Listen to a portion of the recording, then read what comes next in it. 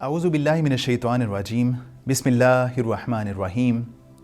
नाज़रीन किराम, अगर हम में से किसी को कोई शख्स कुछ पैसे देता है, कुछ डॉलर्स दे देता है, या कह देता है कि फ़लाँ घर जो है वो तुम्हारा है, या कह देता है कि ये जो कीमती गाड़ी है ये तुम्हारी गाड़ी है, तो ज़ाहिर है हमारा उस पे रिएक्शन क्या होगा। हम यकीनन अगर समझदार होंगे, वाइज़ होंगे, तो हमारा रिएक्शन ये होगा कि हम उसके शुक्रगुज़ार होंगे, उसके ग्रेटफुल होंगे। और इसी तरह हमें ये बात ज़हन में रखनी चाहिए कि हमारा खालिक, हमारा आका, हमारा मौला, हमें पैदा करने वाली ज़ात, उसने हमें बहुत सी चीज़ों से नवाजा है।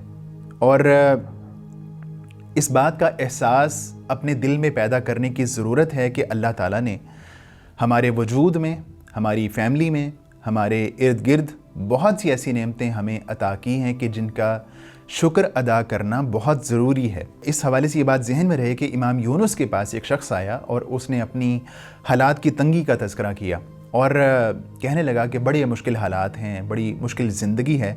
तो इमाम यूनुस उनसे कहने लगे कि ये जो तुम्हारे हाथ हैं, ये तुम क्या मुझे 1,00,000 दिरहम में बेचोगे? तो उसने इनकार कर दिया। कहने लगे कि क्या तुम अपने जो 2 पाँव हैं, क्या मुझे 1,00,000 दिरहम में बेचोगे? तो उसने इनकार किया। उसके बाद उसे कहने लगे, क्या तुम मुझे जो तुम्हारी आंखें हैं इनको 1,00,000 दिरहम में बेचना चाहोगे? तो भी उसने इनकार कर दिया। तो इमाम यूनुस कहने लगे कि अगर अल्लाह ताला ने तुम्हें इतनी कीमती नेमतें अता फरमाई हैं जिनके बदले में तुम इतनी ज़्यादा अमाउंट भी लेने को पसंद नहीं कर रहे हो, तो फिर तुम्हें शिकायत और शिकवा किस बात का है? तो अगर अल्लाह ताला ने हमें ये बहुत सारी नेमतें मुफ्त में अता की हैं, तो इन पे सबसे पहली बात यह है कि गौर व खोज़ होना चाहिए। और जब इन चीज़ों पे गौर व खोज़ होगा तो उसके बाद हमारे दिल में शुक्र के जज्बात पैदा होंगे। ग्रेटफुल जो है वो एक इंसान होगा अल्लाह ताला के लिए। और बहुत सारी नेमतें ऐसी हैं, कुछ नेमतें ऐसी हैं जो ज़ाहिर हैं, जो कि हमें दिखाई देती हैं, और कुछ अल्लाह ताला की नेमतें ऐसी हैं कि जो हमें दिखाई नहीं देती हैं। और जो कुरान में एक आयत है कि अल्लाह ताला फरमाते हैं, अलम तरौ अन्नल्लाह सख़र लकुम मा फ़िस समावाति व मा फ़िल अर्ज़ व अस्बग़ अलैकुम निअमहु ज़ाहिरतम व बातिना, कि अल्लाह ताला ने तुम्हारे लिए आसमान व ज़मीन को मुसख़र कर दिया और तुम्हारे लिए अपनी नेमतों को पूरा कर दिया। उनमें से कुछ नेमतें ज़ाहिर हैं और कुछ ऐसी हैं जो छुपी हुई हैं। तो यहाँ पे इस आयत में जो अल्लाह ताला ने फरमाया है कि तुम पर कुछ नेमतें छुपी हुई अल्लाह ताला ने इनाम की हैं, वो छुपी हुई नेमतें क्या हैं? तो इस हवाले से बाज़ मुफस्सिरीन की राय ये है कि वो छुपी हुई नेमत ला इलाहा इल्लल्लाह की नेमत है, कि अल्लाह ताला ने हमें जो ला इलाहा इल्लल्लाह और ईमान की नेमत अता फरमाई है, ये ऐसी नेमत है जो बज़ाहिर दिखाई नहीं देती, लेकिन ये अल्लाह ताला की नेमतों में से बहुत बड़ी एक नेमत अल्लाह ताला ने हमें अता फरमाई है कि जो बग़ैर किसी मेहनत के, कुछ लोगों को बग़ैर किसी मेहनत के जो है वो अल्लाह ताला ने, वो पैदाइशी बाय बर्थ मुसलमान हैं, उनको इस कलमे को हासिल करने के लिए, ईमान पाने के लिए ज़्यादा मेहनत और कोशिश नहीं करना पड़ी। तो ये उन नेमतों में से एक नेमत है जो छुपी हुई नेमत है और अल्लाह ताला की बहुत बड़ी नेमतों में से एक नेमत है। मरवान बिन हकम से जब कहा जाता और उनके इस्लाम से मुताल्लिक जो है वो पूछा जाता, तो वो कहते कि मैं अल्लाह की एक ख़ास ब्लेसिंग की वजह से मुसलमान हूँ और मेरा इस्लाम लाने में ना कोई अमल दखल है और ना मेरी इसमें कोई विल पावर शामिल है। तो अगर हमें अल्लाह ताला ने इस जो बातनी नेमत है, जो छुपी हुई नेमत है, ये अता फ़रमाई है, तो इस नेमत की सबसे ज़्यादा कदर होनी चाहिए। इसी तरह एक ताबी शुरैह अल-क़ाज़ी रहमहुल्लाह से जब पूछा गया इस हवाले से, शुक्र के हवाले से, तो उन्होंने कहा कि अगर किसी इंसान के ऊपर कोई तकलीफ़ आती है, कोई मुसीबत आती है और उस पर कोई आजमाइश आती है, तो उसे जहन में ये रखना चाहिए कि उस तकलीफ़ के साथ साथ 3 तरह की ब्लेसिंग्स भी उसको अल्लाह ताला अता फ़रमाते हैं। उन ब्लेसिंग्स में से पहली जो ब्लेसिंग है अल्लाह ताला की, वो ये है कि जो आजमाइश और तकलीफ़ उस पर आई है, उस इंसान को ये बात जहन में रखनी चाहिए कि वो तकलीफ़ और आजमाइश उसके दीन के बारे में नहीं है। मिसाल के तौर पे अगर सैलाब आया है, घर जो है वो इस सैलाब की नज़र हो गया है, تو ایک انسان کا دین تو محفوظ ہے. یہ جو تکلیف ہے، آزمائش ہے، اس کے ایمان کے بارے میں نہیں آئی. تو یہ بھی اللہ تعالیٰ کی ایک بلیسنگ ہے.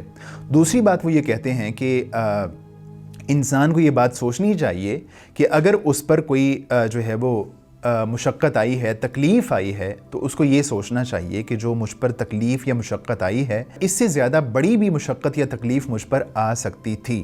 مثال کے طور پہ اگر کسی انسان کی گاڑی کا ایکسیڈنٹ ہو گیا ہے اور اس کی گاڑی کو نقصان پہنچ گیا ہے، تو اس انسان کو یہ سوچنا چاہیے کہ مجھ پر اس سے زیادہ بڑی تکلیف یہ آ سکتی تھی کہ خدا نخواستہ میری جان جا سکتی تھی، خدا نخواستہ میرے کسی فیملی ممبر کو نقصان پہنچ سکتا تھا. تو انسان پر وہ امام فرماتے ہیں کہ اگر کوئی تکلیف آئی ہے تو اس کو یہ سوچنا چاہیے کہ اس سے بڑی تکلیف کا بھی اس کو سامنا ہو سکتا تھا. اور تیسری بات اس کو یہ سوچنی چاہیے تکلیف کے دوران کہ جو ہے وہ یہ جو وقت ہے یہ بہت جلد انشاءاللہ گزر جائے گا. تو انسان پر جو کوئی تکلیف یا مصیبت بھی آتی ہے تو اس کے ساتھ ساتھ اللہ تعالیٰ کے ریوارڈ، اللہ تعالیٰ کی جو بلیسنگز ہیں وہ انسان پر موجود رہتی ہیں.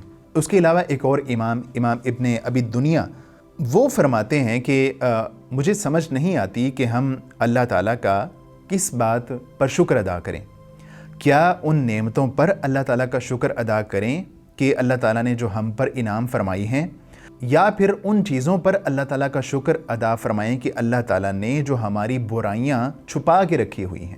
جس طرح اللہ تعالیٰ ایک انسان پر نعمتیں انسان کو دیتا ہے، اسی طرح اگر انسان کی بہت سی برائیاں اللہ تعالیٰ نے چھپا دی ہیں، ان پر پردہ ڈال دیا ہے، تو اس کے حوالے سے بھی ایک انسان کو اللہ تعالیٰ کا شکر گزار ہونا چاہیے. ہم میں سے بہت سارے لوگ برائیاں کرتے ہیں اور جو ہے وہ ان سے برائیاں ہو جاتی ہیں، لیکن اللہ تعالیٰ کیا کرتے ہیں کہ ان برائیوں پر جو ہے وہ پردہ ڈال دیتے ہیں، لوگوں سے ان برائیوں کو محفوظ رکھ لیتے ہیں، اور لوگ جو ہے وہ اس انسان کو بہت نیک اور پارسا سمجھ رہے ہوتے ہیں. تو یہ بھی اللہ تعالیٰ کی ایک خاص بلیسنگ ہوتی ہے، اور اس بلیسنگ کا بھی اللہ تعالیٰ کا شکر ادا کرنا چاہیے کہ اللہ تعالیٰ نے ایک انسان کی برائیاں جو ہے وہ دوسروں سے چھپا کے رکھی ہوئی ہیں. ورنہ تو ایک انسان کو اللہ تعالیٰ ایکسپوز بھی کر سکتا ہے، اس کی جو برائیاں ہیں وہ لوگوں کے سامنے لا بھی سکتا ہے، لیکن اللہ تعالیٰ نے ان برائیوں کو لوگوں سے چھپا کے رکھا ہے. تو یہ بھی ایک ایسی نعمت ہے جس کے لیے انسان کو اللہ تعالیٰ کا جو ہے وہ شکر گزار اور گریٹفل رہنا چاہیے. قرآن کریم میں اللہ تعالیٰ نے نوح علیہ السلام کا تذکرہ کیا، اور نوح علیہ السلام کے بارے میں اللہ تعالیٰ نے فرمایا کہ ذریۃ من حملنا مع نوح انہ کان عبدا شکورا. نوح علیہ السلام کو اللہ تعالیٰ نے عبد شکور کہا کہ وہ بہت زیادہ شکر ادا کرنے والے تھے. اور نوح علیہ السلام کے بارے میں آتا ہے کہ وہ اللہ تعالیٰ کا اتنا زیادہ شکر ادا کرتے تھے کہ جب کھانا کھاتے، لقمہ جو ہے وہ کھاتے، تو اللہ تعالیٰ کا شکر ادا کرتے. اگر کوئی چیز پہنتے، کپڑا پہنتے، تو اللہ تعالیٰ کا شکر ادا کرتے. اگر جو ہے وہ جوتا پہنتے تو اس پر اللہ تعالیٰ کا شکر ادا کرتے. اگر ایون کہ وہ واش روم سے ہو کے آتے تو اس کے بعد بھی اللہ تعالیٰ کا شکر ادا کرتے. تو اس کے بعد اللہ تعالیٰ نے نوح علیہ السلام کو جو ہے وہ عبدن شکورا کہا. تو اللہ تعالیٰ کی جو بلیسنگز ہیں ان پر اللہ تعالیٰ کا شکر ادا کرنا. اور شکر ادا کس طرح ہوتا ہے، کیسے شکر ادا کرنا چاہیے، اس کے حوالے سے آپ یہ بات ذہن میں رکھیے کہ ایک تو الحمدللہ کہنا، نہ صرف زبان سے الحمدللہ کہنا بلکہ اپنے دل سے بھی الحمدللہ کا اظہار کرنا کہ اللہ تعالیٰ کا لاکھ لاکھ شکر ہے. صرف روایتی طور پہ اپنی زبان سے شکر ادا نہ کرنا بلکہ اپنے دل سے اللہ تعالیٰ کا شکر ادا کرنا اللہ تعالیٰ کی بلیسنگز کے اوپر اور بلیسنگز کے بعد. اور اس کے حوالے سے ایک بات یہ ذہن میں رہے کہ کسی بھی انسان کو اللہ تعالیٰ نے جو چیزیں عطا فرمائی ہیں، اگر ان چیزوں پہ انسان کو قناعت مل جائے تو یہ اللہ کی طرف سے بہت بڑی بلیسنگ اور اللہ کی طرف سے بہت بڑی خیر ہے.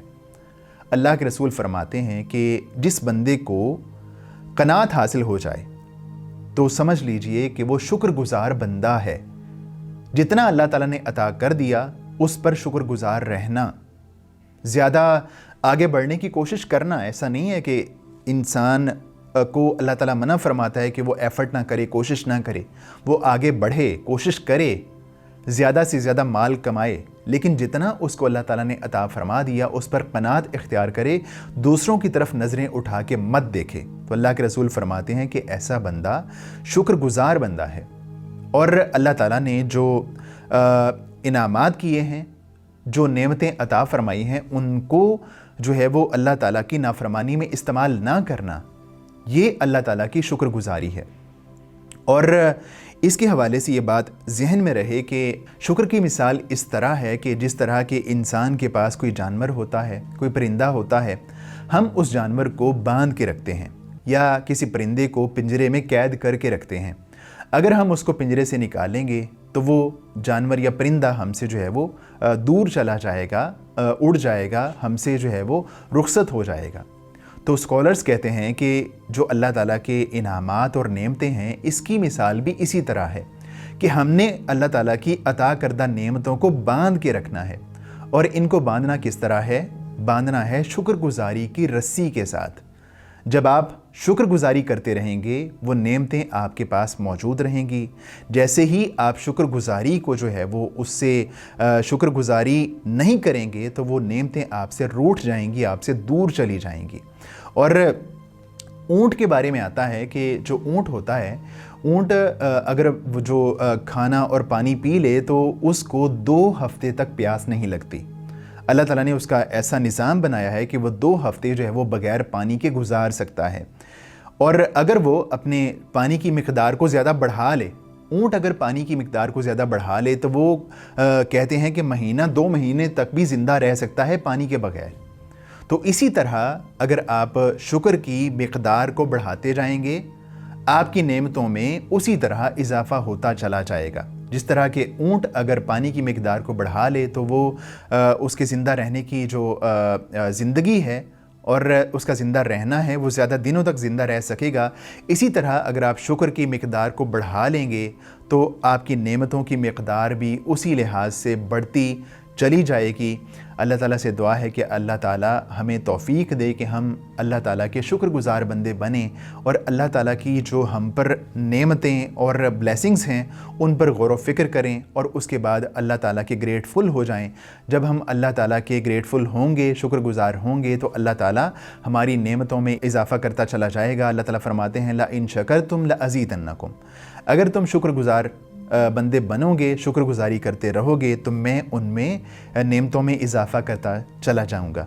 تو اللہ تعالیٰ کی نعمتوں کا احساس ہو، اور احساس ہونے کے بعد اللہ تعالیٰ کی ان نعمتوں پر اللہ تعالیٰ کا شکر ادا کیا جائے۔ اللہ تعالیٰ سے دعا ہے کہ اللہ تعالیٰ ہمیں اپنا شکر گزار بندہ بنائے۔ وآخر دعوانا ان الحمد للہ رب العالمین۔